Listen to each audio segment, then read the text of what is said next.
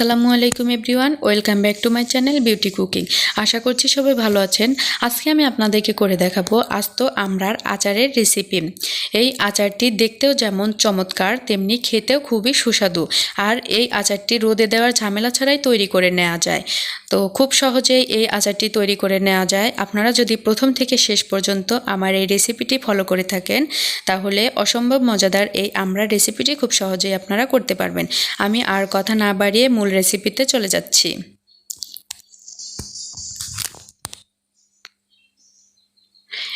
এখানে আমি 9টা আমড়া নিয়ে নিয়েছি। আমড়াগুলোকে আমি ছিলে নিয়েছি পাতলা করে। ছিলে নেওয়ার পর এগুলোকে আমি পরিষ্কার করে ধুয়ে নেব। আমড়াগুলোর গায়ে বিজলি ভাব থাকে, এই জন্য আমি খুব ভালোভাবে এটাকে ডলে ডলে ধুয়ে নিব। নেওয়ার পর আমি আমড়ার গায়ে একটু করে চাকু দিয়ে কেটে নিয়েছি। এর মধ্যে দিয়ে দিচ্ছি 1/2 চামচ হলুদ গুঁড়া, 1 টেবিল চামচ মরিচের গুঁড়া এবং 1 টেবিল চামচ লবণ।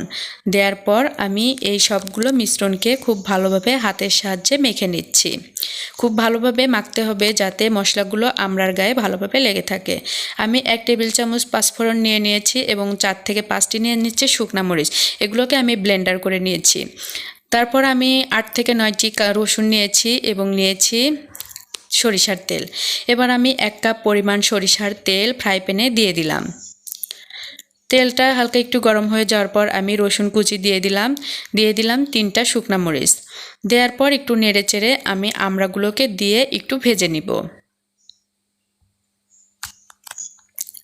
আমড়াগুলোকে আমি কিছুক্ষণ এভাবে করে ভেজে নিব।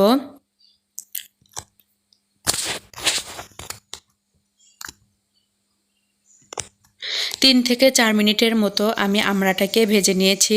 এর মধ্যে আমি 1/2 কাপ পরিমাণ চিনি দিয়ে দিচ্ছি 1/2 কাপ পরিমাণ তেঁতুলের পাল্প এবং করে রাখা মশলা দিয়ে দিচ্ছি 1 টেবিল চামচ মরিচের গুঁড়া। দেওয়ার পর আমি সবগুলো উপকরণকে নেড়েচেড়ে খুব ভালোভাবে মিশিয়ে নিব। এভাবে খুব ভালোভাবে মিশিয়ে নেওয়ার পর আমি একটু পানি অ্যাড করে দিচ্ছি। পানি অ্যাড করে দিয়ে আমি এটাকে ঢাকা দিয়ে রেখে দিব। রান্না করে নিব 15 থেকে 20 মিনিটের জন্য। ফিরে আসছি 15 মিনিট পর। 15 মিনিট পর দেখুন এটা সিদ্ধ হয়ে গেছে। আমি এবার আরেকটু নেড়ে নিচ্ছি এটাকে। এর মধ্যে আমি দিয়ে দিচ্ছি কাসুন্দি 2 টেবিল চামচ পরিমাণ এবং বিট লবণ দিয়ে দিচ্ছি 1 টেবিল চামচ পরিমাণ। দেওয়ার পর আমি আরেকটু নেড়ে দিচ্ছি এটাকে।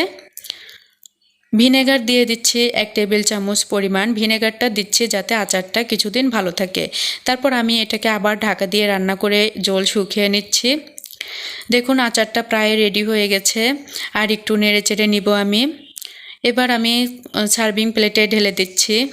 দেখুন তৈরি হয়ে গেল অসম্ভব মজাদার আমড়ার আচার রেসিপি। আমার এই রেসিপিটি যদি আপনাদের ভালো লেগে থাকে, এখনও যারা আমার এই চ্যানেলটিকে সাবস্ক্রাইব করেননি, অবশ্য আপনারা আমার এই চ্যানেলটিকে সাবস্ক্রাইব করবেন, লাইক কমেন্ট শেয়ার করবেন আর বিউটি কুকিংয়ের নতুন নতুন রেসিপির সঙ্গে থাকবেন। আমি আজকের মতো ভিডিওটি শেষ করছি। সবাই ভালো থাকবেন, সুস্থ থাকবেন। আবার দেখা হবে পরবর্তী কোনো নতুন এপিসোডে। এই পর্যন্ত সবাই ভালো থাকবেন। আল্লাহ হাফেজ।